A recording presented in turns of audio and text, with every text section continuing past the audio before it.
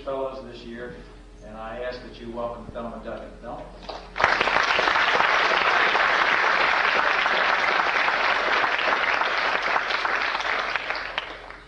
Thank you, Governor. Actually, that's when I first ran for precinct office. I actually got involved in politics when I was in college. And at that time, you had to be 21 in order to vote, so I couldn't vote. And I couldn't sing either, but I went to all-girls Catholic college. And the only way you met men were either in the Glee Club or in politics. So I got involved at that time on the political, never missed a city council meeting, never missed a demonstration or anything else, because that was the only way you could meet men. We had to have them out of the dorm at 8 o'clock at night. And so actually it was. I mean, that's how I got involved. And I was telling someone earlier, I said, I guess it's two stories. One, how you get involved, and then what kept you involved and what made you stay in. And after I finished college, I became apolitical for about 2 years. And it wasn't until I moved to Columbus, Georgia, that I did get involved again in politics. But this time it was as a Republican. When I was in college, I was involved in the Young Democrats. I went to Georgia. I did not know a person when I went there. I was working at that time for JCPenney Company as a manager. And they transferred me to a small town called Columbus, Georgia, which I had never heard of. I asked them, I said, well, where is it? They said, it's 90 miles outside of Atlanta. I said, oh, great, you know, I'll be able to go to Atlanta for the weekends. They didn't tell me I had to work weekends until 9 o'clock, so I wouldn't be able to get up there. And so when I moved to Georgia, I went to my eye doctor, who happened to be a city councilman. I assumed he was a Democrat because he was black, and I had never met a black Republican before. And so while he was examining my eyes, I told him, I said, well, you know, I've always been politically active, but I don't know anyone in the city. I just moved here and, you know, would like to get active again. And he said, well, fine, I'll invite you the next time we have a precinct meeting. Sure enough, he called me and said, we're having a precinct meeting. I'll come by and pick you up. And I go to the meeting, and about halfway through the meeting, I realize it's a Republican meeting. And I start hitting him. I said, Dr. Wright, I'm not a Republican. He said, shut up and listen. So being my eye doctor, I shut up and I listened. And then I went to a couple more meetings, and then one thing I think became clear to me, that people make up a party. And you can contribute to a party. Ed Brooke, the former famous senator from Massachusetts, once said, you know, if there are things you don't agree with within the party, stay in it and change it. And I found that very pertinent to me in Columbus, Georgia, because it was not easy being black and being a Republican. And it was definitely not easy being black and a Republican and in the South, where most blacks, may I say probably over 90% of them, were Democrats. And so you were harassed many times. But I found there were some things within the philosophy that really touched me, and one was the individual initiative. I guess I was arrogant to a certain extent. I always had confidence in myself, so I thought I could go as far as the laws of this land will let me go. And so you worked on the laws to make sure the laws were fair, and then it was your own individual initiative that you could get certain things accomplished. And so I worked within the party, became a precinct chairman. And it's really interesting, because I think once you look at party politics, it wasn't that difficult to become a precinct chairman. The precinct I lived in was predominantly black, which meant you didn't have that many people coming to the Republican precinct meetings from there. So when we had a precinct meeting, was going to have election, I called all my friends and said, come to the meeting and vote for me. And they did. And so I won. And it's actually, and you know, before I left Georgia in 1979, I had this scheme to take over the Republican Party in Georgia based on that whole theory. There were 23 counties in the state of Georgia that were predominantly black that basically did not have a Republican organization. So we could go in each of those counties and organize them, elect us a precinct chairman, also a county chairman, because these were counties we were dealing with, which means they would sit on the state central committee, and we could have a black vote on anything that would come through the state. But I left the state before I could do that. I'm sure the state chairman down there is happy, but it was an interesting experience. And when I ran for secretary of the state party, I'd only lived in Georgia at that time for 4 years. And I had many people who came out against me within my own district because they felt I hadn't paid my dues to the party. But I had worked. I worked the precincts. I had worked on 3 different local campaigns as coordinator of volunteers, gone door to door, licked envelopes, stuffed envelopes, and the whole gamut. And in the 76 election was when I think we were all put to the test down there. Being a Republican, Columbus, Georgia, 54 miles from Plains, Georgia. Jimmy Carter was running for president. We did not concentrate on the presidential election that year because one thing we understood, we had a native son and he was going to carry the state of Georgia. We worked on 3 local elections, city council races, because we wanted to get control of city council. We won all 3 of those elections. But the significant thing about it was we won, 3 Republicans won seats on city council with from 52 to 95% of the black vote, with Jimmy Carter then carrying the significant percent of the black vote overall. And so one thing I think, one lesson we learned there was that we had taught people one thing was that was how to split tickets. And I remember one of the advertisements which was run on the radio during the whole campaign was we had, like I said, in the South, most of the problems back before the Civil Rights Bill were passed and that type of thing were actually happening during Democratic administrations. And a lot of people were not thinking of that. And I remember one advertisement we ran on the radio, and it said, do you remember when a job was a mop, a broom, and 50 cents an hour, and the swimming pools were covered over with dirt? Those were during Democratic administrations.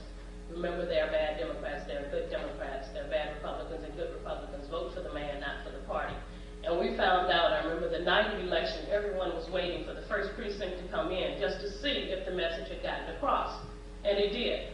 We won in the first precinct 2-1. And it was going 2-1 the other way in the national elections.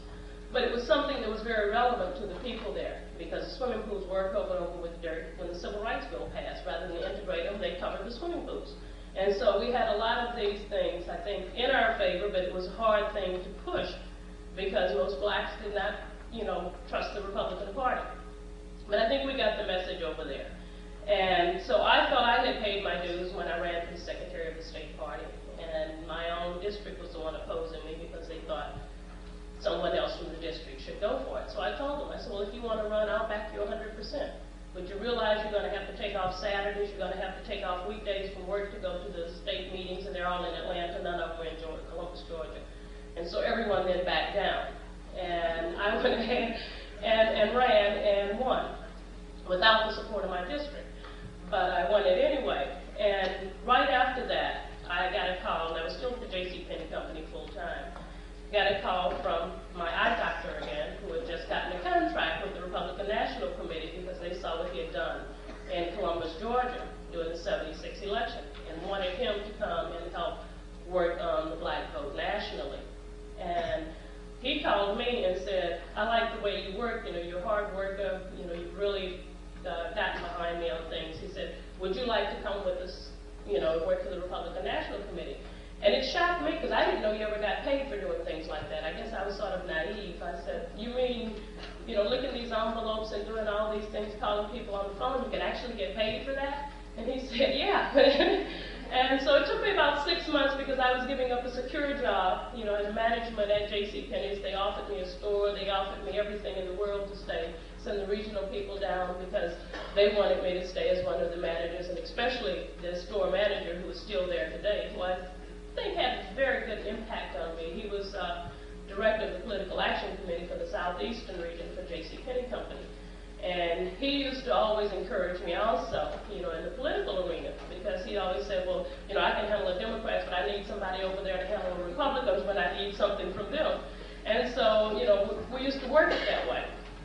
And so I went ahead and decided to leave and came to Washington and worked the field, basically the Southern region and the Midwestern region, when I was at the Republican National Committee. Then when I came to Washington in '79, basically working as a liaison for the Republican National Committee to the Reagan-Bush campaign. And it was very interesting. Right after the election, I guess like I said, I'm naive. I didn't know all the process. Everything just sort of happened to me. Right after the election, people started calling me and said, well, Reagan won, what do you want? I said, what do you mean what I want? I have a job. And they said, well, you want something in the government. And I had no desire whatsoever to go into government. And then when they appointed Elizabeth Dole, I had watched her for years, and I was really impressed with her. I said, I'd like wanted to work with her. And they said, fine. But the thing that really got me, the day I went into the White House for the interview with her, you know, it's a very amazing feeling. As you're walking down that West Wing, the driveway, you know, whole life flashes before your eyes, and you're saying all of a sudden, my God, what am I doing here? You know, you're going here to the White House, going to be interviewed for a job, and you really hadn't thought of what all the consequences might be of that type thing. But I went ahead and evidently I did okay during the interview because I was scared to death because she hired me, and told me to start the next day because they were, you know, trying to staff up real fast. And that in itself was an education. You know, working 16 hours a week from 6 o'clock to 7:30 in the morning sometimes. But and one guy in the White House told me one time, he said, people always ask me, well, where did you grow up? He said, I used to tell them in Alabama. He said, now I said, in the White House. And it is, it's definitely an experience. But I think, you know, the whole thing, as I said, most things happen to me happen by accident. I was involved. I saw the need to stay involved. I saw issues that I could maybe help a little on, and I think that's all one individual can do, is just try to do the best you can to make an impact. And I think that you'll be rewarded for it. Thank you. Thanks, Tom.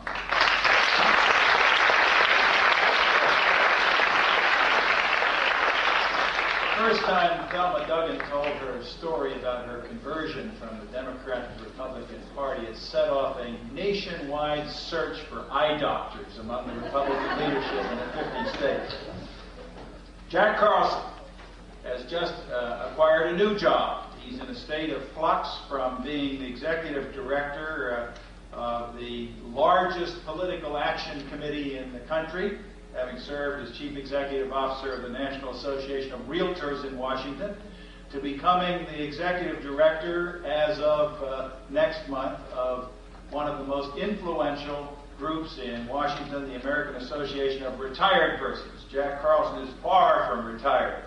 He has had an interesting career in and out of government. He was a candidate for the United States Senate, so he bears those scars that I spoke of to some of you earlier this evening, of having participated in an elective campaign. He is a graduate in economics with a PhD degree of this university. But in spite of that, he's come back here to serve as one of our fellows this fall. Jack, welcome to see you.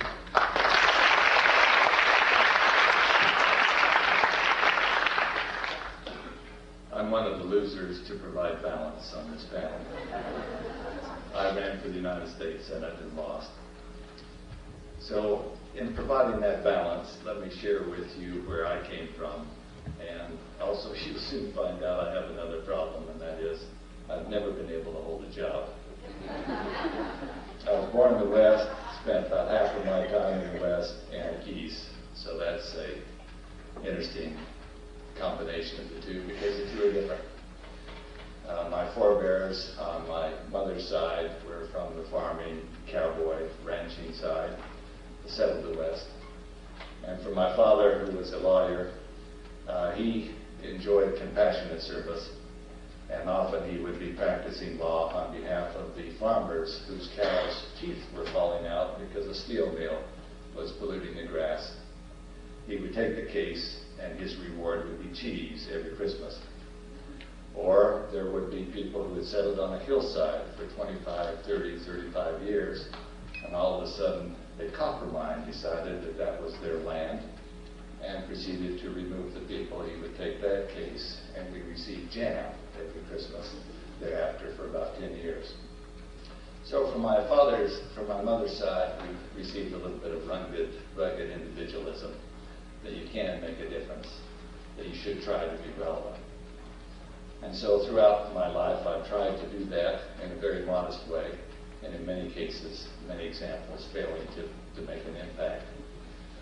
When I went to college, I thought that the college needed to be shaken up a little bit, and like yourselves, that the students should have more representation, that they could probably run the school better than some of the faculty and administrators that might be in the program. So I ran for student body president, and we instituted a whole lot of things like honor system.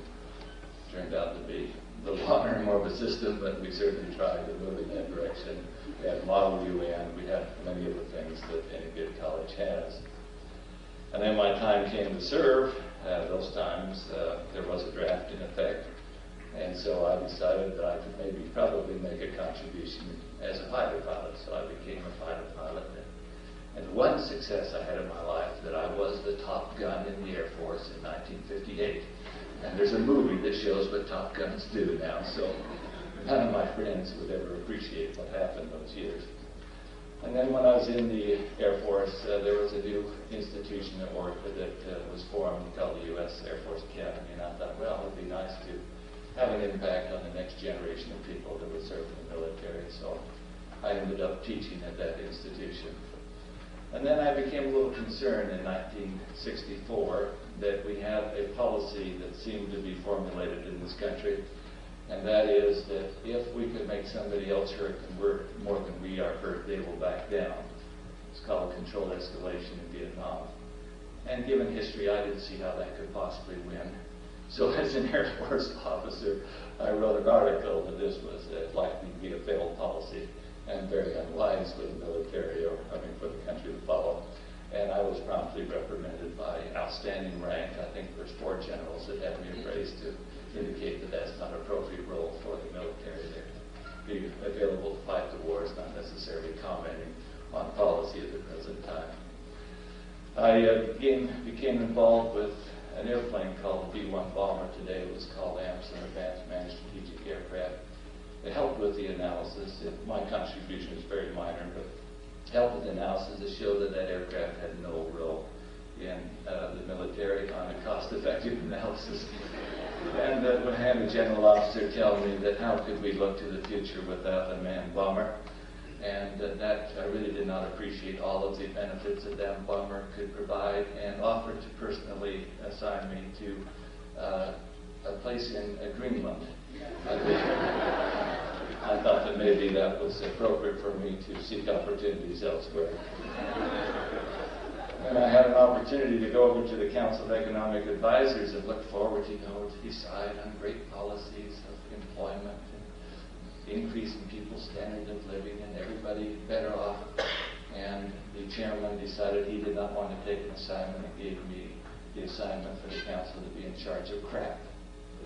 Now, in case you don't know what the CRAP has now become Environmental Quality Movement, Clean Air, Clean Water Act, the creation of the Environmental Protection Agency and the Council of Environmental Quality. I played a minor role in those activities, but thoroughly enjoyed being in charge of CRAP on that occasion. And then we had a march in Washington, the Poor People's March in Washington, and a task force was set up. I was on the task force. What should be the response? And there was an outpouring of people to be generous and to be compassionate until they weren't sure that the sanitation approach to the poor people's living on the ellipse and other places was proper. And some of the support, the compassionate support, faded. But nonetheless, we came up with the expansion and really the creation of the food stamp program. So I had an opportunity to be a little bit relevant in that particular area. And then everybody wants to have a process that makes government more effective. Every time we have a fad, the fad of my day was PPBS, Planning, Programming, Budgeting System, and I became the last czar of that activity in the federal government to try to improve, making sure we had relevant information on a timely basis to the decision makers that were intended to be most useful. About that time, we had OPEC organized rather effectively. They held back a little bit of oil that caused the shock to this country. We had another task force. In this case, I chaired that task force, and we were trying to figure out what we should do. We found out the cost of that effort would lower the GNP one time 2%. That's not enough to go to war, so we have to do away with any thought of anything so drastic as that, and to figure out how we can live with that effort. And after that, I became the manager of the energy supply policies for the U.S. government. Thereby had a chance for those of you in the public administration area to be a manager of programs and to be a recommender on policy. And then finally, I saw an opportunity in my home state. I had a difference of a viewpoint with a very good friend, and to run against him for the United States Senate. So I proceeded to run, and I thought on the basis of the issues that it was pretty well decided that I was likely to win. Until 5 days before the election, Mike Beaver gave Ronald Reagan's endorsement to my opponent, who was named as Orrin Hatch, who was the senator at the present time. And the president, now president, didn't know about the endorsement at the time, but felt that he could not renege on his assistant, Mike Beaver, and providing that endorsement. So we lost rather badly, and like everybody who runs for office, I don't know how you felt about it, Dick, but I was sure I was going to win. And consequently, we spent all of our resources. We mortgaged our house and all of our savings, and the shock came 5 days after the endorsement. We lost badly, and we were unemployed for a while. And when you're a political person, being unemployed usually lasts for a while, unless you have some alternative like a fellowship program or something like that. So I couldn't get a job in my home state, so I proceeded to look elsewhere, and the Chamber of Commerce decided to hire me as Vice President and Chief Economist. And I felt that the organization had become too dogmatic, was not analytical, and consequently wasn't too credible. And so I was trying to make a difference, testify 50 times a year, which is a huge amount of testimony with very little to show for it. And then after 3 years, I figured that maybe I'd given it my best shot, and I'd move on to another organization that was growing, the National Association of Realtors. And after 7 years, we built it up, as you say, to something that helps make democracy work, which was the largest political action committee in the country. The last biannual process, we collected $10 million, distributed $4 million at the national level, $6 million at the state level, on behalf of making democracy work. There are many other things that these essentially small business people were in need of. And so that was a great experience of management and participating in the political process. Then I became unemployed, and while I was unemployed, I made an application to become a fellow. And going through that process, which is a very deliberative and careful process, someone came along and had a make work project for me to join another organization, which, just in case the fellowship didn't come through, I accepted it. And I will become the executive director of the American Association of Retired Persons, which has 27 million members. It's the largest association in this country. I only think the Catholic Church is larger. You're working on that. The AFL-CIO has 18 million members, so it's a fairly large group. And they have needs, and some of this needs is when people do not have leverage in their society, they need to band together to provide leverage. And when we move out of the workforce, that often happens for people. And I know I have a few members in this audience. Happens to be Dick Thornburg's grandmother on his wife's side. Now, I've been in government for 20 years. And I've been in every area that we normally associate as a legitimate government function, from concern about the health of the economy with the Council of Economic Advisors, concerned about spillovers, when one activity spills over and causes harm to another, or externalities, if you learn in your coursework, and the environmental movement was one of those. Resource allocation, I was in charge of energy and mineral electric power policy. And so having efficient energy or resource use in the country is important.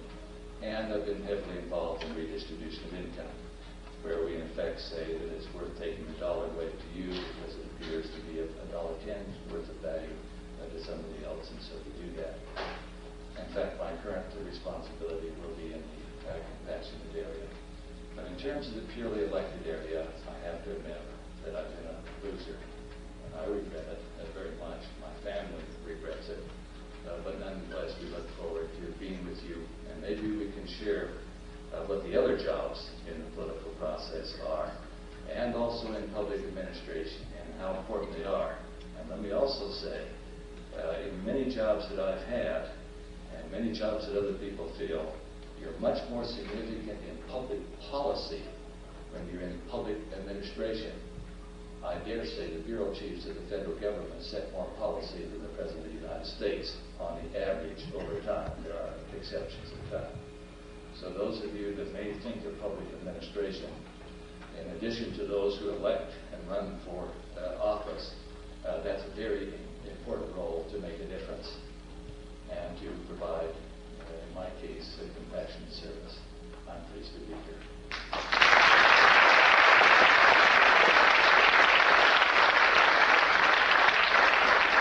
have only one question of Jack Carlson.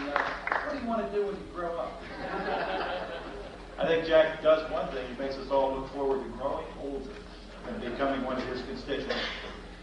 Very, very few of us have the opportunity to participate in a meaningful way in a national election. They come every 4 years, and they require an incredible amount of effort, resources, and talent. With us this evening is Maxine Isaacs, who had that experience as press secretary and deputy campaign manager for former Vice President Walter Mondale when he ran for president in 1984. Maxine is a distinguished professional journalist, and she has a unique insight that she will be sharing with you throughout this fall from the vantage point of a presidential campaign. Please welcome Maxine Isaacs.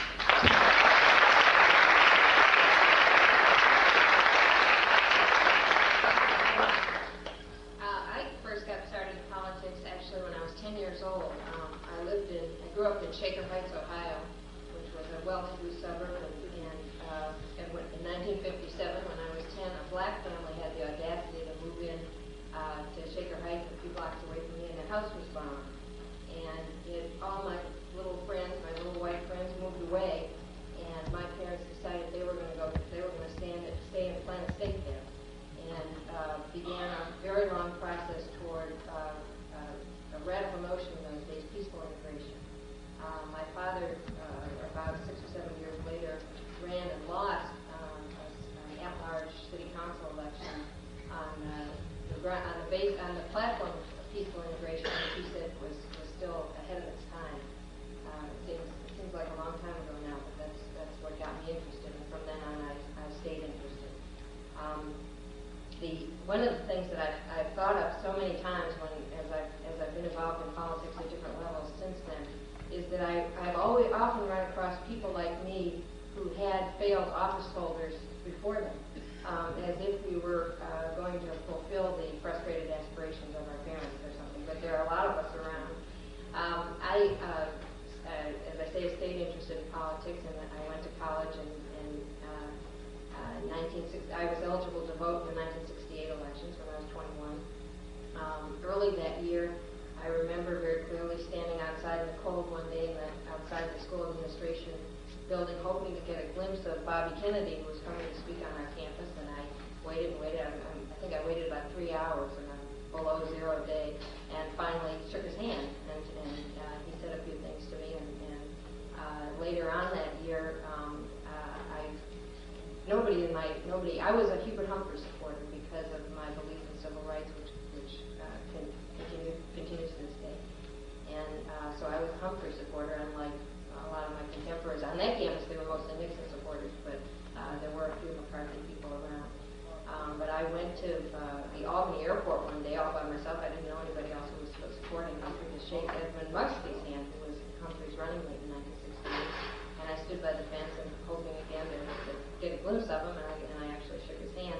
And I thought so many years later, when I was with Mondale, and we flew around the country, and we concluded at the end of, this is an aside, but we concluded at the end of the 84 campaign that we actually traveled more than 1 million miles in those years. But I thought so many times as we'd get to an airport late at night and we'd spill out, and Mondale would insist on working another fence line of myself standing there so many years earlier, hoping to shake somebody's hand.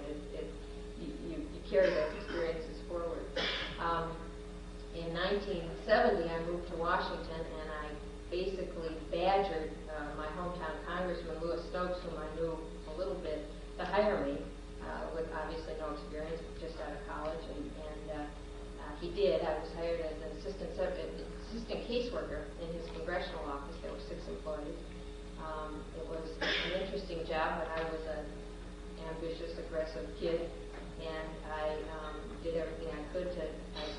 opportunity. He didn't have a press secretary, and I think even still today, but more in those years, public relations was an area for women that there weren't a lot of openings. Women on the Hill were caseworkers, and that was about it. So I saw the ability to create the job of press secretary. I didn't know much about it. The reporters from Cleveland were actually very helpful to me. And Stokes did not have great relations with the press, although I think I helped him improve that a little bit. But the reporters actually were the ones who taught me how to do the job.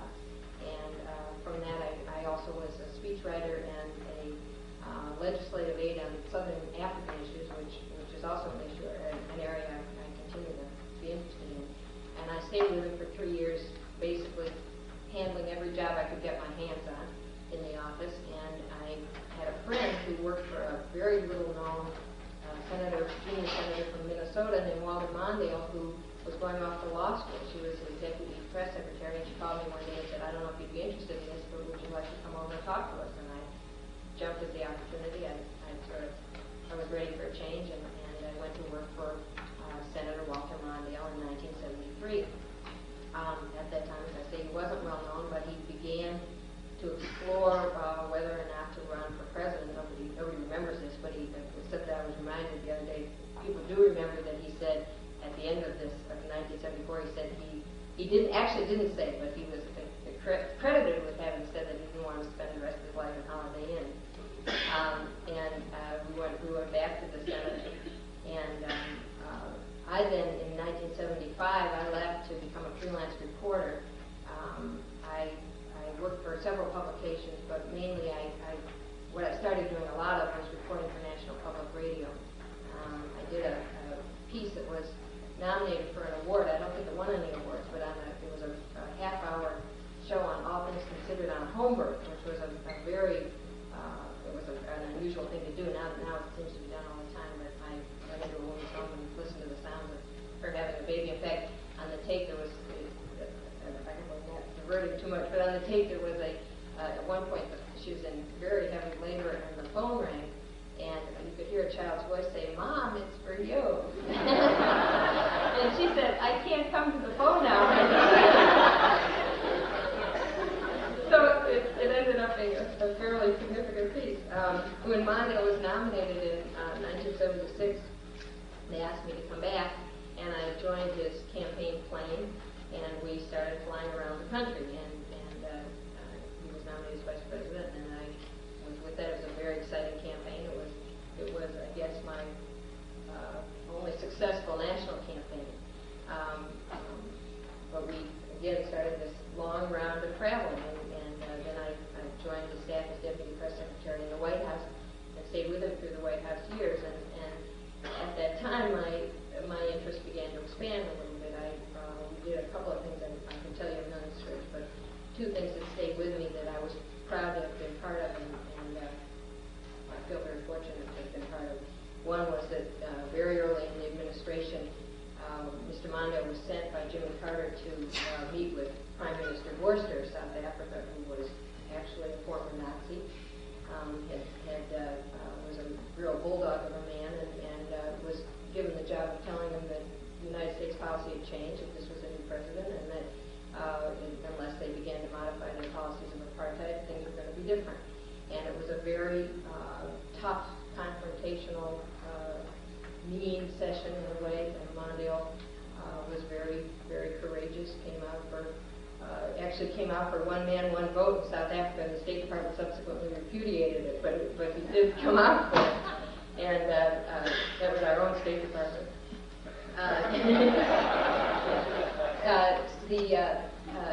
There was another thing that made a big impact on me, which was when in 1980,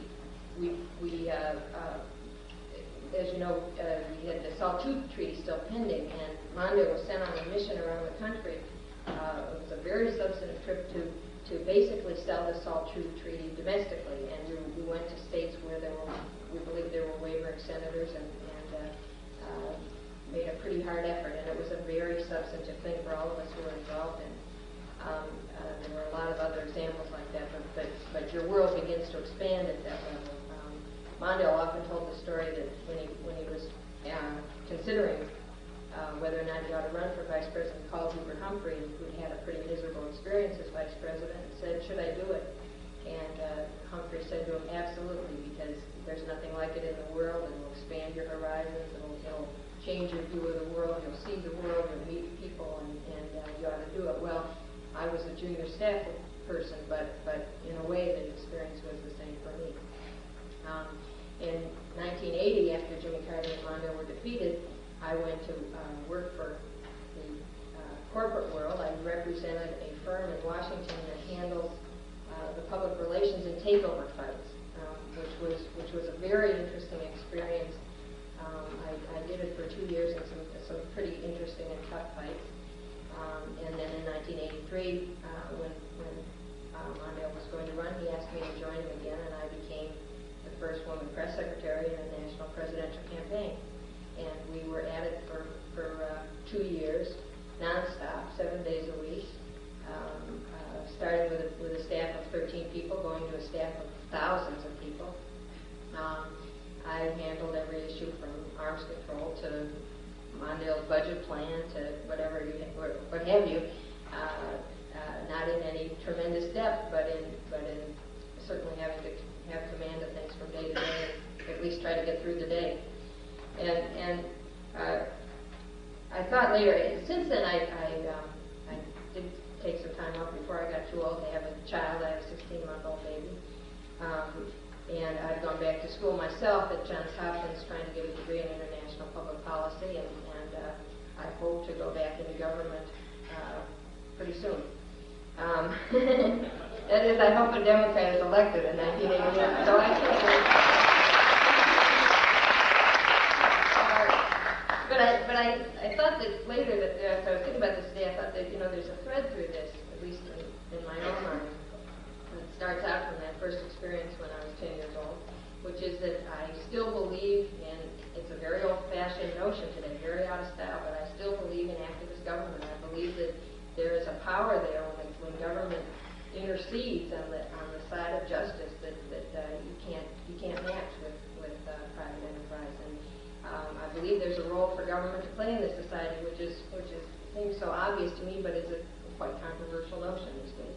I happen to believe in the Democratic Party. I believe that for the things that I stand for, and for the things that I care about, Democrats are better at it than Republicans. It comes to them more naturally or something.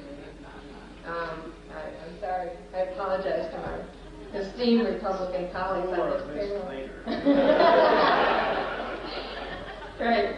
I'm a Democrat. And finally, I believe, and this ties into, although I got into press relations, public relations, sort of because I saw an opening. My interest is in modern communications. I think. Basically, what I think is that we bemoan the fact that we're in a system where you've got to convey something in 30 seconds or you won't be heard. But that's a system that we're in, and unless people learn to use those tools effectively to advance good, important things, then we're all in trouble. And I'm sorry that it is that way. I wish it weren't myself, but that is the way. That's the system that we're working in, and we can try to change it. But at the same time, we've got to learn to manipulate those levers so that we can get our goals accomplished. And I think that's not. It's true in domestic politics, but I think it's also true internationally. And in fact, that's something that I'm going to be pursuing while I'm here. So thank you.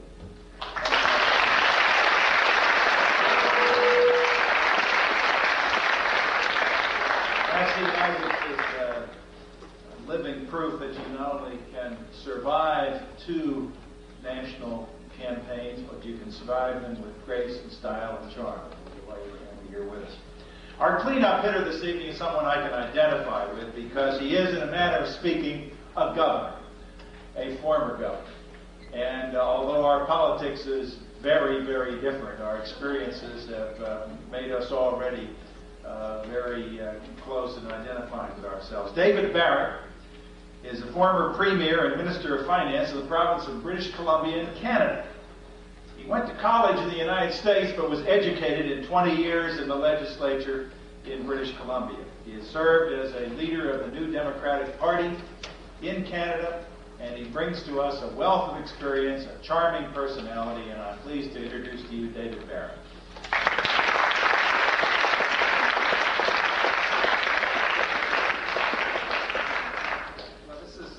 Almost a confessional evening. The first thing I asked, since I intend to go back into politics, is there going to be a public record of this? Any quotes that don't sound like mine are either from Churchill, Kinnock, or Biden.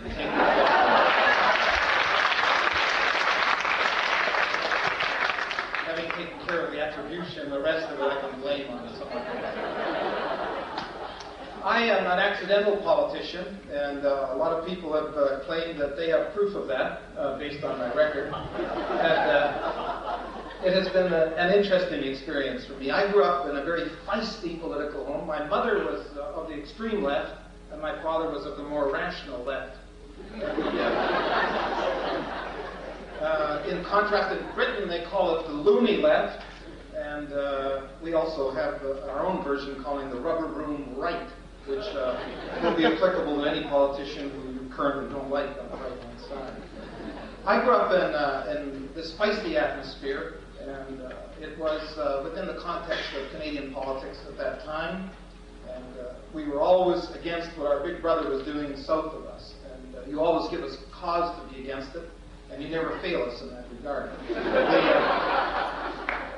We have two expressions at home that says, when in trouble, kick the CPR, that's the Canadian Pacific Railroad, the largest corporation in Canada, kick the CPR, or the United States President. The only one who escaped that adage was Roosevelt, who was dearly loved in Canada, and did establish a sense that has lasted about 3 generations of an identity, with at least understanding where it was on the map. But considering others' policies, other presidents' policies, we're grateful that they don't know where it is on the map. Having said that, I went, as is common experience, went to public schools in Canada, and I'm very grateful to have been the beneficiary of a first-class public school education. Devoted teachers who took upon themselves as part of their casework bad students such as myself. I had a brother who was a brilliant student, and every time I went into a classroom I heard, "Oh, you're his brother."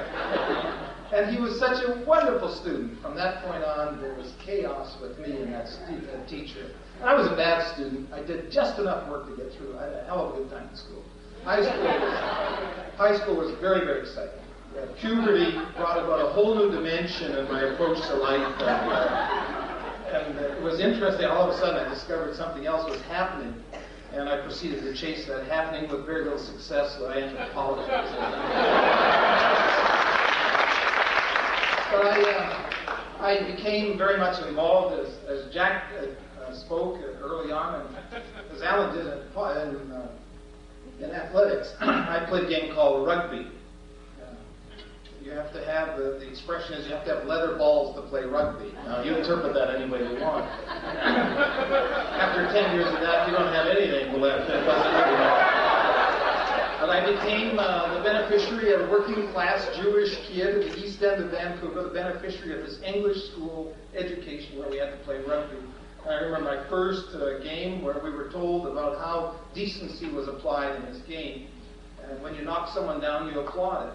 And having grown up essentially on the streets in the east end of Vancouver in a very tough neighborhood, the idea of actually being rewarded with the benefit of public applause after you kicked the hell out of somebody was something really interesting to me. And I found out afterwards, no, you're supposed to be nice to your opponent, which never applied in politics, but nonetheless it was a lesson we were told we had to learn.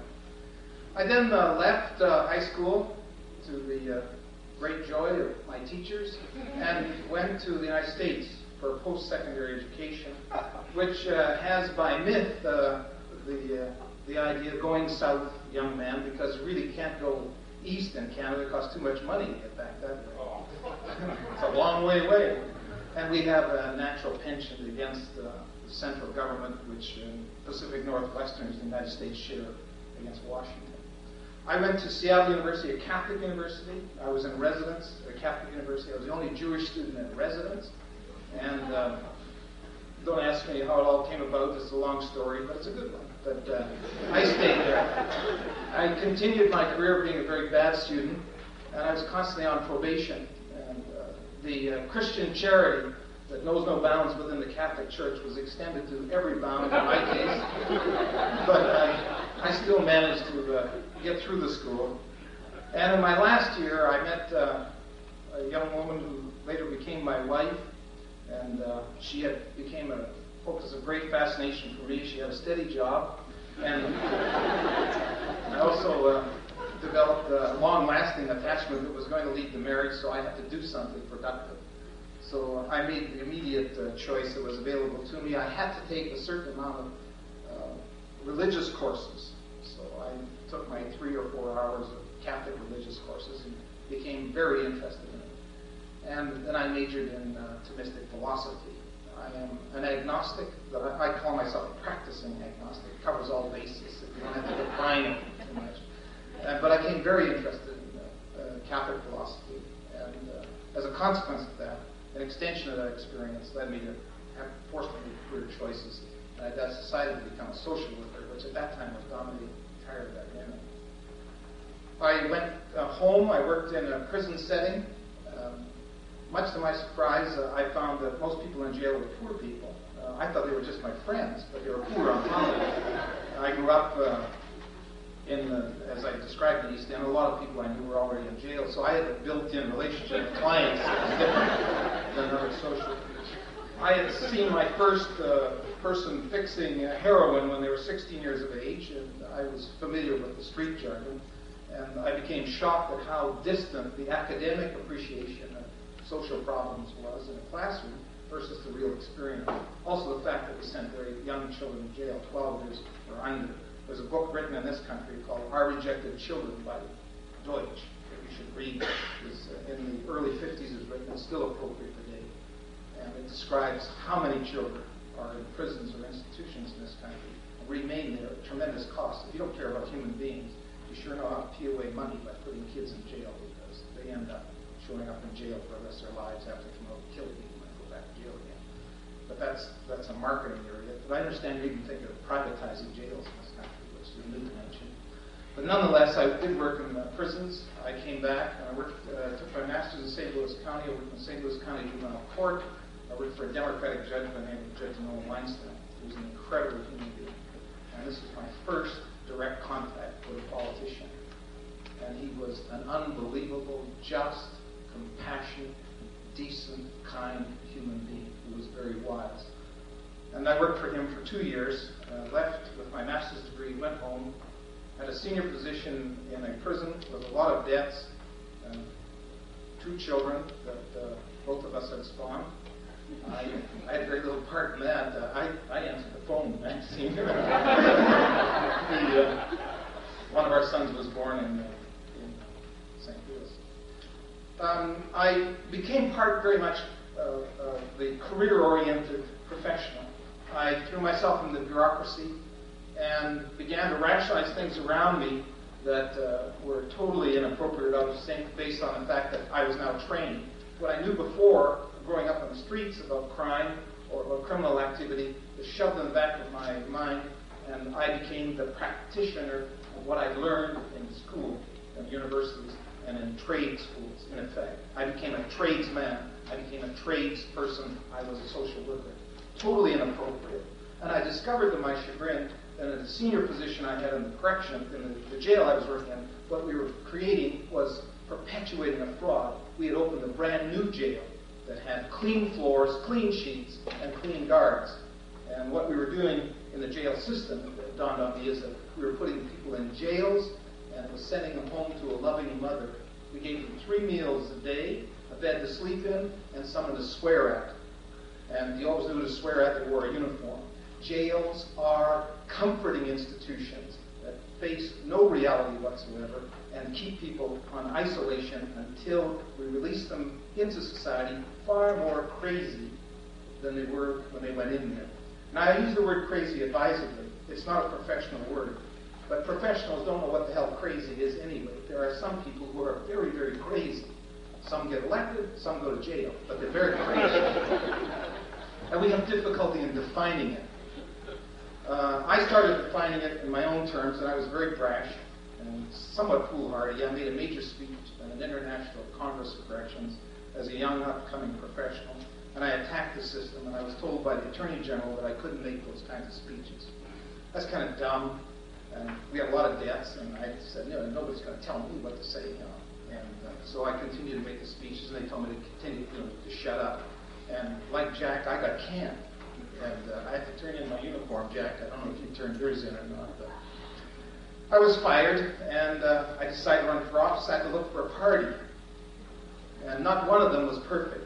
And since I was perfect, it was a difficult match.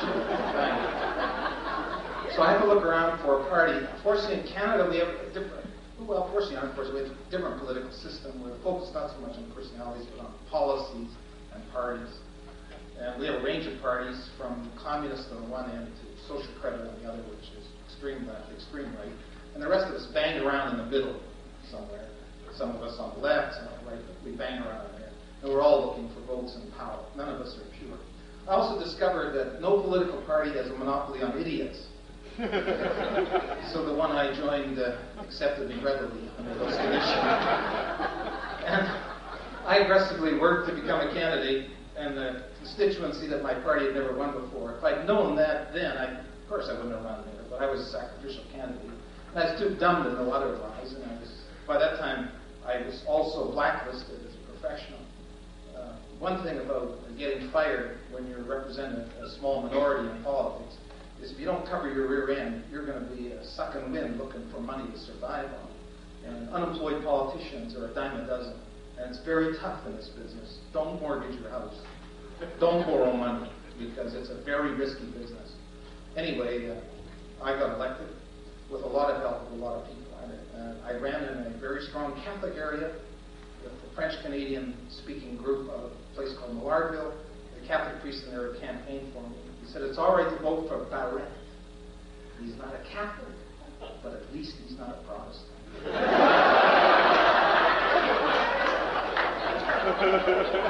It was my first test of rational politics, and I stayed on that plane ever since.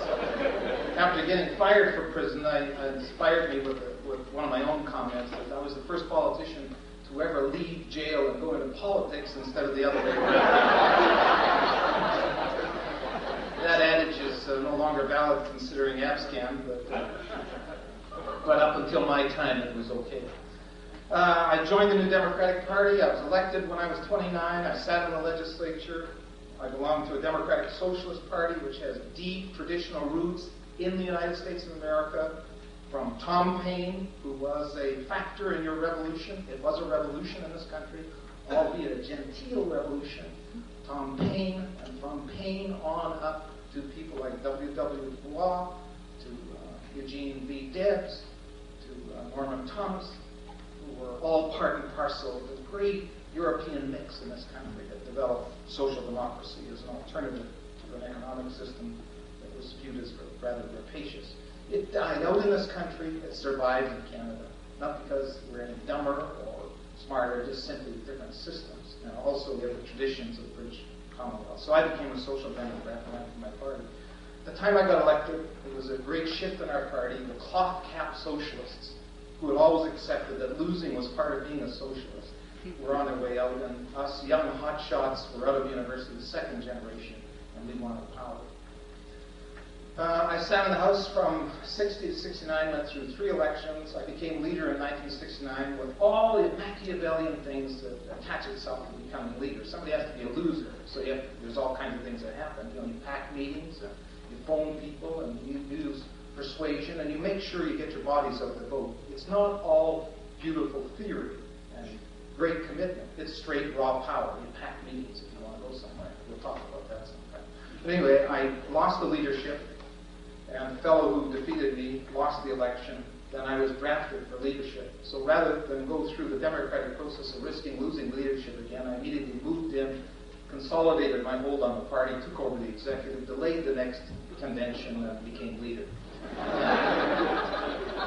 And then the way to hang on to becoming leader is to win an election, so I proceeded to do that by telling the voters of British Columbia that I had no intention of forming government. I did not wish to be a threat to their interests.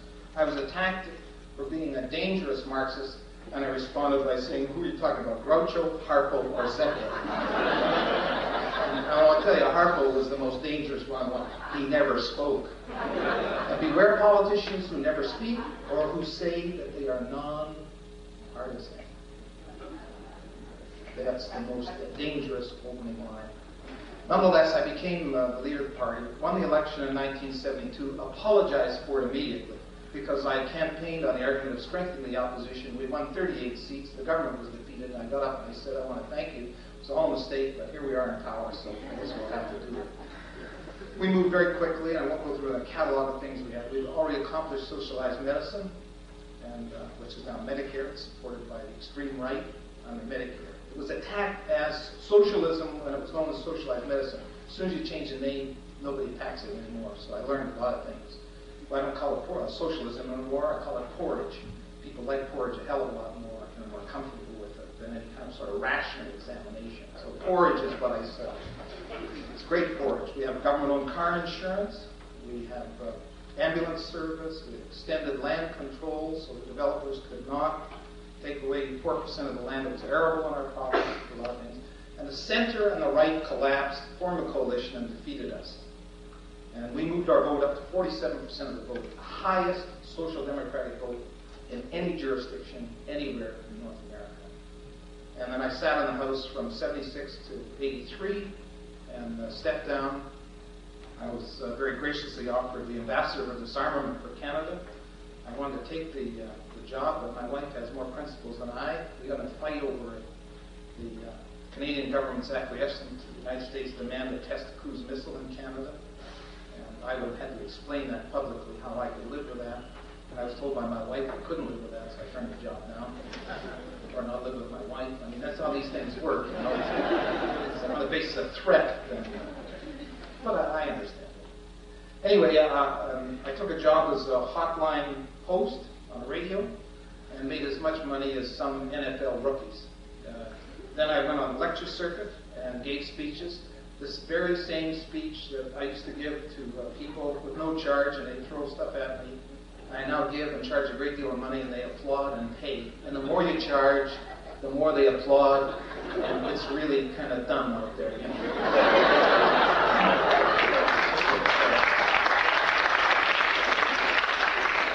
I've never reached the level of James Dean, or Dean's fees, and also Ehrlichman's fees, but I'm up there. I figure if I have another crack at office and go to jail, I can double the fees next time. But I'm not cynical. I'm just sort of an observer of human behavior. I did national comments on radio and television on behalf of my biased point of view, and I have a great bias. I'm very comfortable with my bias. Beware people who say they're not biased, they're not political. And then I applied to come to Harvard. It's appropriate that I leave the country to be associated with the post-secondary, post-education situation, since displaying an academic background in populist politics country is not exactly the best thing to have. So I deny that I can read or write, so that I can appeal to the lowest common denominator that shows up in the latest poll that seems to be the fashion in North America. Nonetheless, I'm here in Harvard. I'm deeply honored with this opportunity of spending this time back in the United States some 30 years later.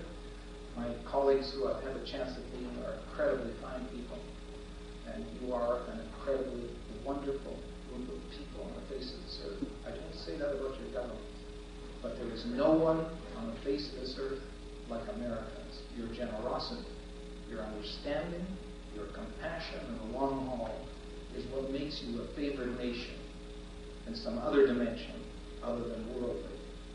Up to now, it has anyway. I want to thank you very much, and I look forward to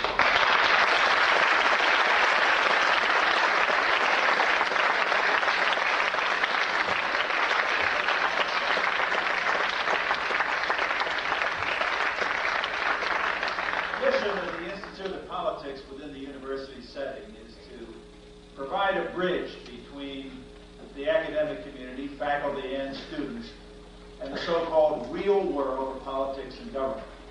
I suggest this evening that you've gotten a very provocative hint of what lies ahead for those of you who choose to participate in the study groups that will be led by these 5 resident fellows this fall.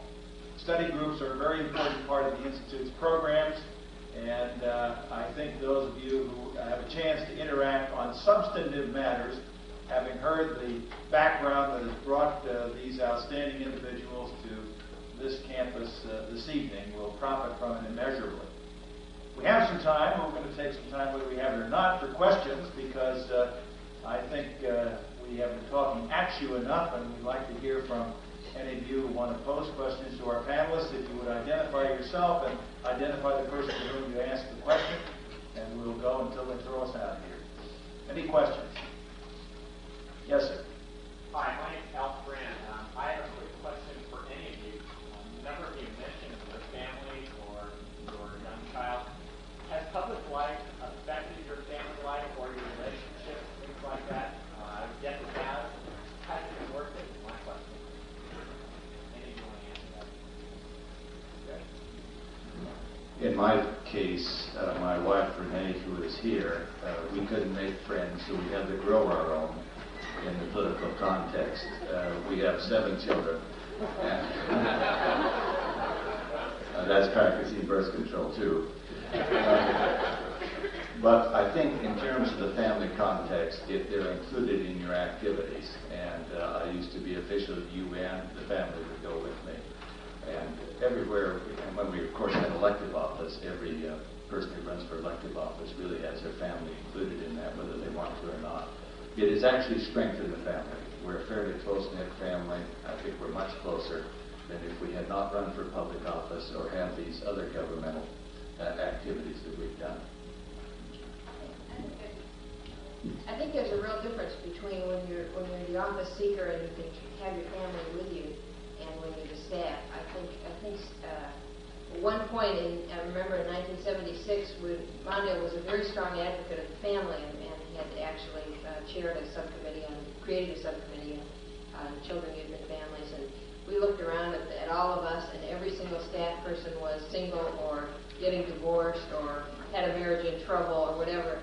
And that kind of life, it's awfully tough. I don't think that I could do it again with a young child.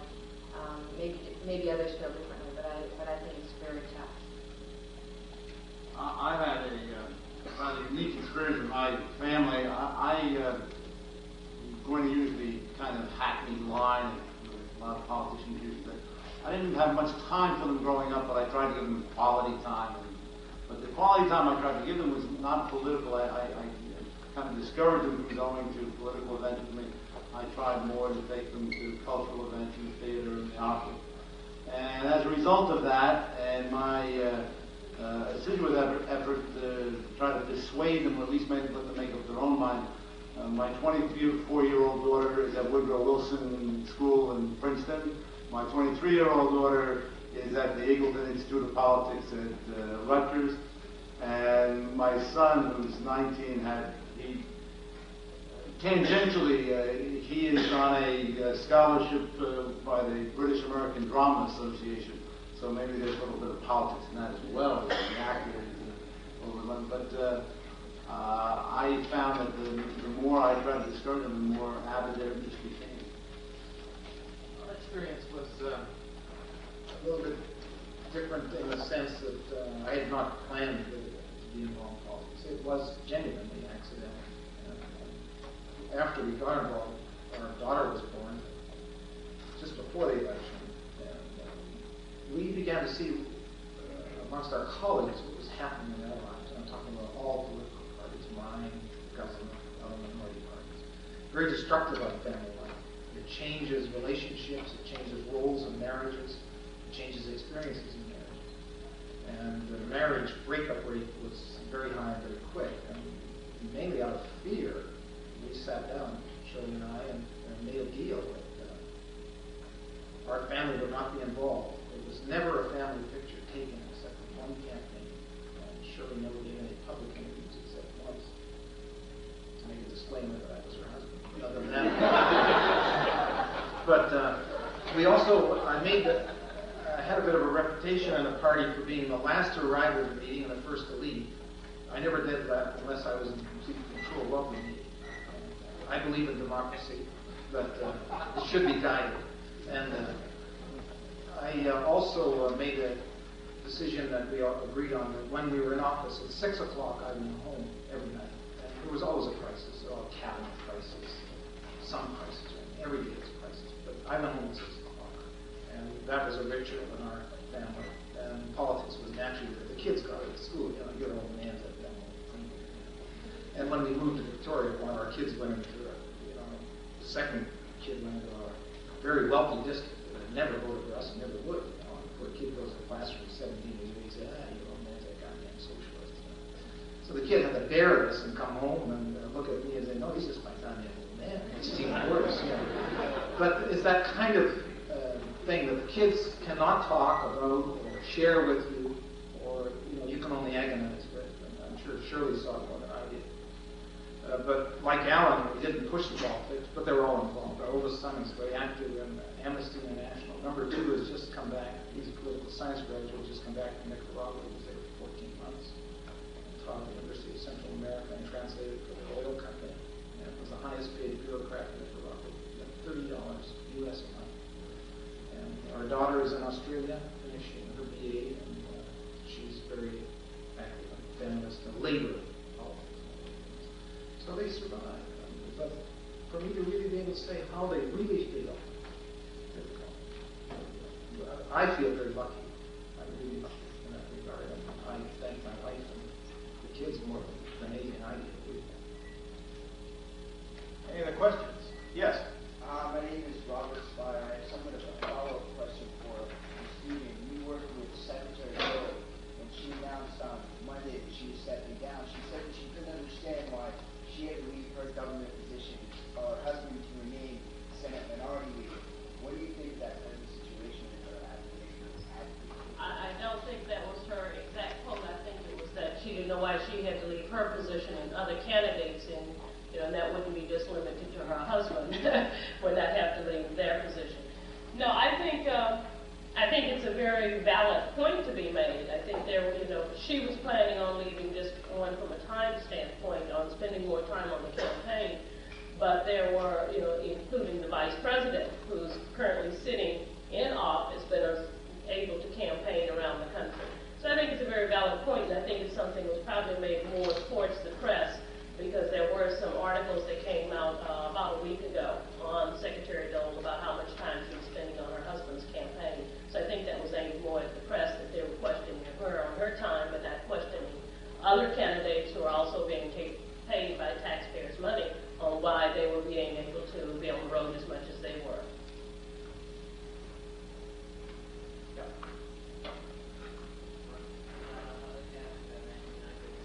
There were situations during the campaign where you had to speak before Vice President Mondale, and it was actually in direct opposition to your personal views and how you handle those situations. And then also thinking, a second question is, I guess you were the first female press secretary. If you had thought of writing a book about those experiences. To answer your second question, I decided long ago that I wouldn't write such a book. I didn't keep any notes, and I always had a little bit of, I don't know what the right term would be, I guess disrespect for people who did that in politics. I think that you can't have the real experience if you're posing yourself internally always as an observer who's going to tell all. In regard to whether or not I had to speak in opposition to my own heart, never on questions of values. I did have disagreements occasionally with Mr. Mondale over policy. For example, I didn't believe, I still don't believe that he needed to be as specific. When he put out very early in, I guess in '83, he put out his own version of the budget, of the federal budget, and I never felt he needed to be that specific about it. In fact, I still don't. I think that national politics doesn't demand that kind of specificity. But I did stand up and defend it. I understood understood the arguments in favor of it, and I didn't think that my view was that important that I needed to put myself up front when I was trying to explain more what he was doing and why.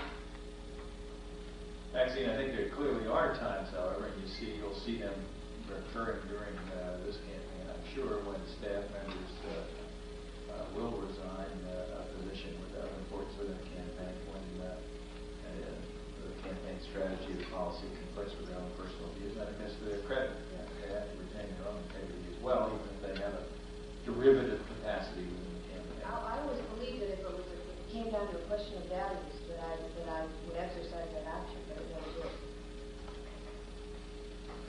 Any other questions? Going once, going, yeah, yes. I'd like to ask Maxine whether there was any discussion in 1984, Mondale, how they handled Louis Stockton.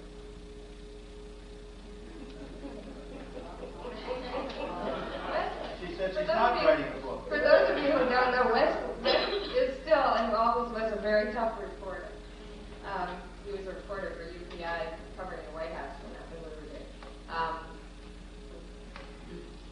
No, it never came to that. I don't know what we never assumed that we would be asked about that. There were discussions about it, but we never. I guess that shows maybe that's the difference in the last 2 years. But we didn't think that it was going to come out, and it didn't.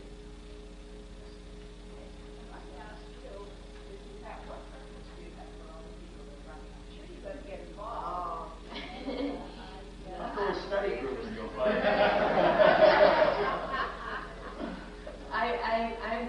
I'm really trying not to get involved. I want to teach my study group and try to stay as objective as I can. And I have friends in all of the Democratic campaigns, and I hope that I will support. I gladly, happily, I will support whoever the nominee is. But I'm not going to choose the party.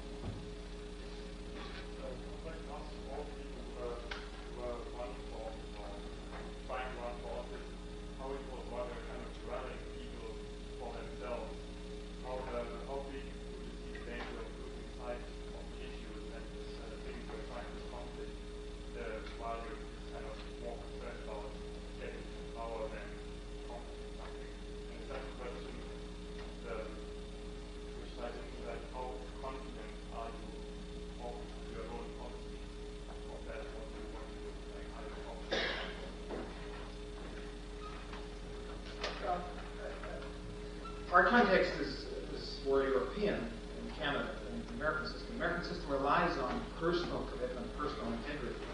And unfortunately, that's too much pressure to put on any man or any woman. Under party discipline,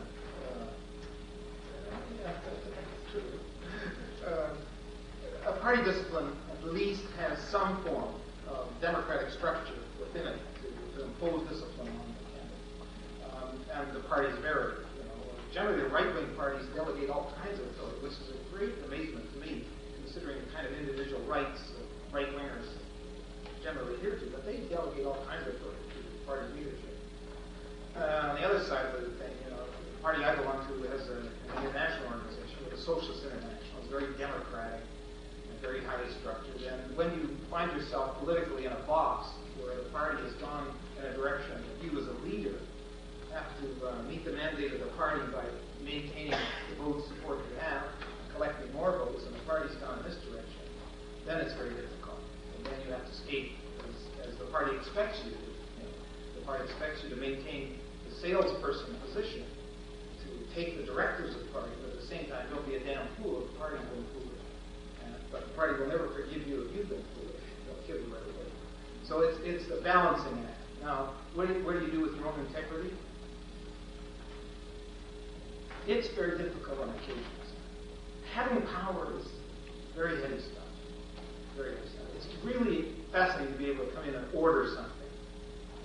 And the taste of it is exhilarating. I came in and I ordered the end of the policy of jailing children under the age of 12 years of age. Good decision. Valid, moral, decent. But once I saw that I was able to order it, then other things came on. And I actually had great debates within myself about this kind of power, but there's no other way in a democracy. democracy to deal with. So you have to rely on your colleagues. And it's a question of how you deal with it. Some of your colleagues are honest with you, others just, are rear end kissers. And you have to determine what people are. If people are courageous and able to say bluntly what they think about you and still maintain a friendship, you're very lucky. If people are just fawning to you because they want something from you, then you're surrounded by that too. Just one story I'll recount. One cabinet minister, a great character and a pretty tough guy, called all his staff together, senior people, and announced the policy in forests. It was totally outrageous. And everybody in the room just said, yes, Mr. Minister, yes, Mr. Minister. And the guy was originally a Hungarian refugee who became a forester in our jurisdiction. Got up and said, Mr. Minister, if you do that, you'll destroy the whole forest system. So the minister's concerned said, what's your name? The guy gave his name. You're now promoted 2 grades. The rest of you are on probation in this room.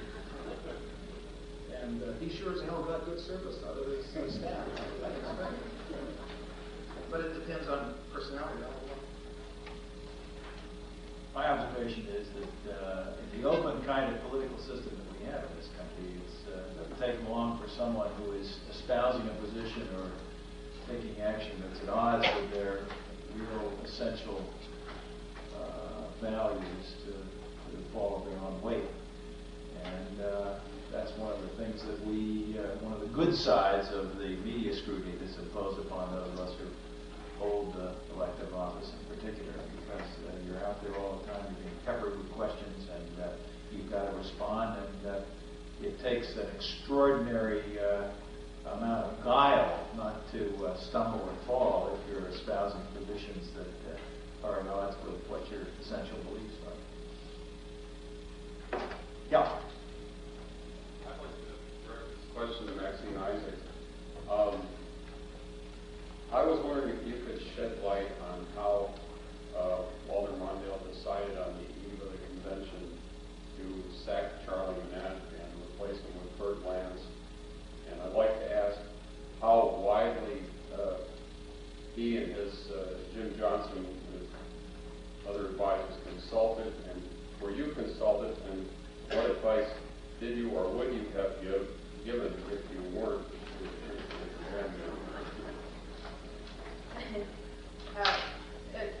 David says, come to my study group. First of all, Jim Johnson is my husband. He wasn't at the time, but I just thought I'd bring that up.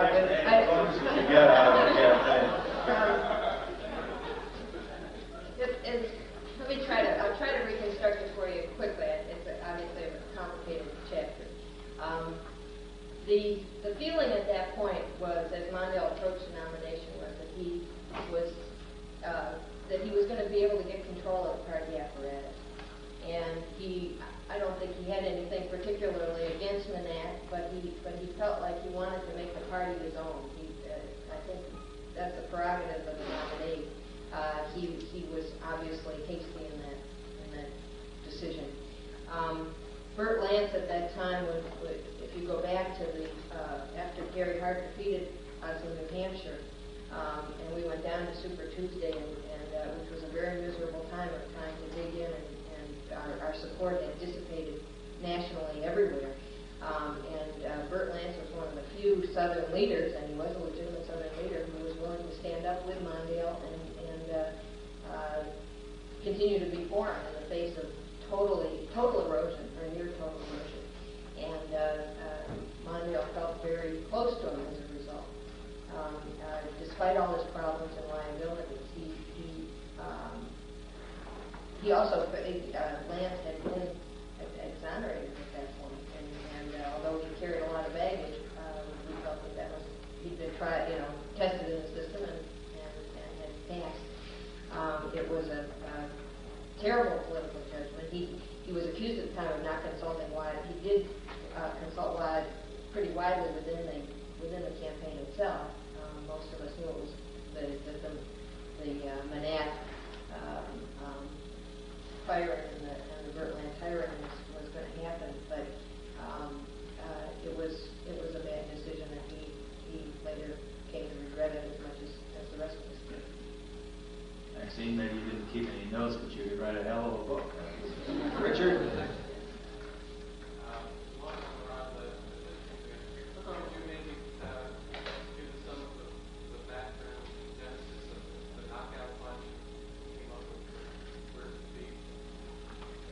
We were in Columbus, Georgia. It was the weekend before the Atlanta debate.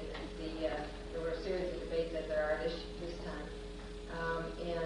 We were sitting around and were beginning to feel that we might be able to come back. It was not at all assured at that point.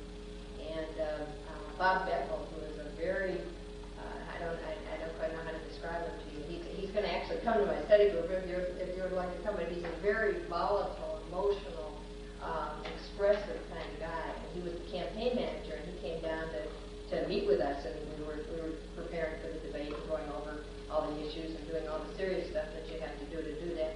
And he said that he'd been thinking about this question of this ad. And none of us, we've been on the campaign trail for 14 months at that time, right? We hadn't seen a television ad in at least that amount of time. And he said, so he described it, and we all said, well, what is that again? And he said, and this little old lady walks up and says, where's my meat? And he acted it out, and there wasn't a person in the room who had seen it. It shows how out of touch you get when you're in national politics with the American people. And finally, it sort of broke through that this really might work, that people knew about it, and it might work. And so Mondale decided. Mondale didn't indicate at that session. We were all laughing and joking about it. He didn't indicate. And then as he was walking into the Atlanta debate, he collared Bob Beckel and he said, "Where's the meat?" So we knew that he was going to do something. That's the story. A couple more questions, and then we'll tantalize you with the prospect of partaking of more of the wisdom that's been dispensed this evening during the study group. Yes.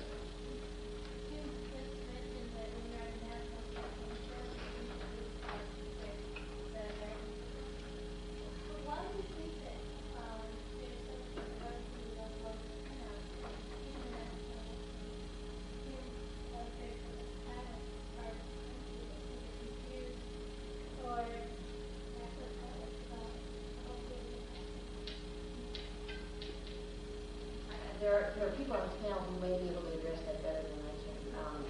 People have their own theories. I believe that what's happening is that because the process is getting distilled down into these 30-second bites and everything, that people, it doesn't have any resonance for people. It looks like you deal with it like you watch any other television show, and you walk away from it, and you don't draw it into your own life, and it doesn't have meaning for your own life, and it's a tragedy.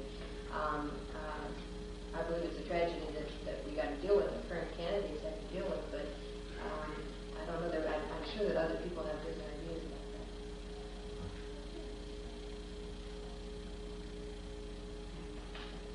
I don't think I can add too much to it. We have gone through television campaigning now. When you go to organizing in each block, in each neighborhood, you have far more success in terms of people turning out and feeling committed to somebody. But when you short-circuit that and just go to the ads and try to go with your ads in the last week or two, where the concentration is, you often lose a lot of the commitment associated with the candidate itself. So I think you have more substance under the old system, but under the new system, which we all have to live with. And probably you have people feeling that it doesn't make that much of a difference, because they don't know the candidate other than what they see on TV. They don't have that strong of a candidate. Governor, if I may, just for a moment, I have no monopoly or wisdom or anything very profound to explain why, except I have some observations to make. Certainly, I think TV is the same kind of phenomena that is occurring, and when teachers will tell you why it's so difficult to teach in grammar school, that they're competing against these images, bombardment, this magic world of images and glitter and glitz, and it mesmerizes children and mesmerizes adults, and they do not become thoughtful about the process. Now let me indulge me for 1 or 2 more moments to say something about the process of view of tomorrow. What we really have, and what I preach all the time, and I as a governor's kind of, when I come from 3 generations of legislative service, and kind of think highly of it. It's unique, it's extraordinary. is what makes us what we are. And it's it's the most fundamental of our democratic institutions. And when you start to think about it, we live in a world that for the most part is vertical. Certainly corporate America is a vertical structure. Education to a great extent is certainly going through primary and secondary education. It's a vertical structure. We think in vertical patterns and a chain of command. Only in legislative government do we have a horizontal body where we really treat each other as equals, where people are elected and each one is a peer of the other. And the real thing I want to say, though, is in recognition of tomorrow, what we have here, and why it's always a mystery to me, and a sad thing that people pay so little regard to legislative. We asked the question about why there's so little attention to presidential politics. That number of participants drops in half when you come down to legislative races. And that's certainly the business. And this is what makes us what we are as a democracy, the idea that we can govern ourselves.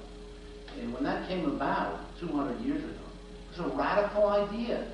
It's a radical idea. The idea of self-governance by ordinary people was extraordinarily radical. You had it on the time spectrum. You know, there was this very fragile and very short exercise, and a very elitist kind of exercise in Athens 400 years B.C. And then it didn't really emerge again until, 1600s and very tentatively in England. And suddenly here we were, a new nation, saying we ordinary people, immigrants, a lot of us cast out from Europe, not just saying we can govern ourselves. We do not need clerics and we do not need kings. We can do it for ourselves, and we can respect each other, and we can govern. And that the primary function that we're going to have is a legislative branch of government that is going to decide in a communal and collegial way what the law should be. It's an extraordinary, radical idea, and it's an extraordinary, but I think that what I want to say in ending, we have no idea that the American public does not appreciate how fragile an idea it is as well. And that's why it's so disheartening to see the lack of participation in this very unique and radical experiment of self-governance that we're involved in. Take one more question. Yes, sir. Again, why should we? I didn't put the question back. Why should they come and vote? Why should they come and vote? Do they believe in the system? Do they believe that their vote means anything? Is there a real argument around substantive issues that makes them, that wants to move them out of their house to come and vote, or is it simply a response to where's the beef? What was simply absent, in my opinion, after 30 years away from this country, on the threshold of someone filling the most important job on the face of this earth. This is the most important job on the face of this earth. The President of the United States. You're not playing for diddlywinks. But you have motivated ordinary citizens because they're not able to translate their action to go and vote into some benefit for them. They're cynical about politics. And there's been an absence in this country of substantive debate around issues. And you sure as hell don't get that by following somebody see they're shacking up with somebody. I mean, all of us have sexual lives, and that's the focus. Then, we can all exhibit our own tendencies for whatever voting benefit that may or may not gain. At my age, it becomes a limited sort of range. But in actual fact, it's why should that man or that woman come to vote? Is there somebody on that screen saying to them, hey, look what's happening on a little chart in front of them? Never mind the hand, show a chart saying how much money they're losing their income. What's going to happen if they face a catastrophic illness? What's happening in the insurance industry? What's happening that changed the economy? Your job is going down the tube. You tell people something around these issues, they got a reason to vote. What the hell reason they got to vote? I'm going to see the Giants and the Bears. I'm going to talk about William Perry eating chocolate bars and going over the line scoring a touchdown, and then Ted Kennedy making an examination of Medicare. So I think you've lost something since the Roosevelt days. And I can only say this as an outsider, and I don't have a remedy. But it's with chagrin that I see this. Yeah, based on the last two comments on voter participation and somewhat the equity of the system in that participation, I'd like to direct my question to the student. I think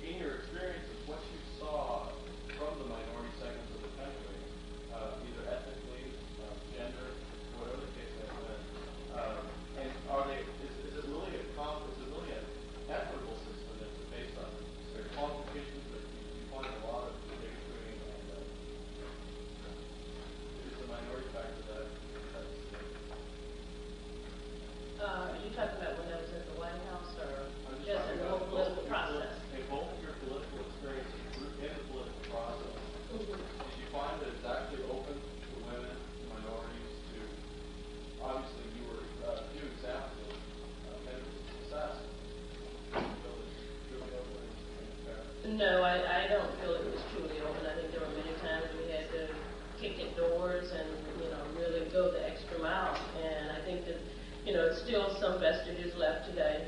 But I think that the society as a whole, that there are still barriers that has to be broken. And it's not easy. And I know even at the White House, not only for minorities, but for women also. And this has been a male-dominated society, especially in the area of politics.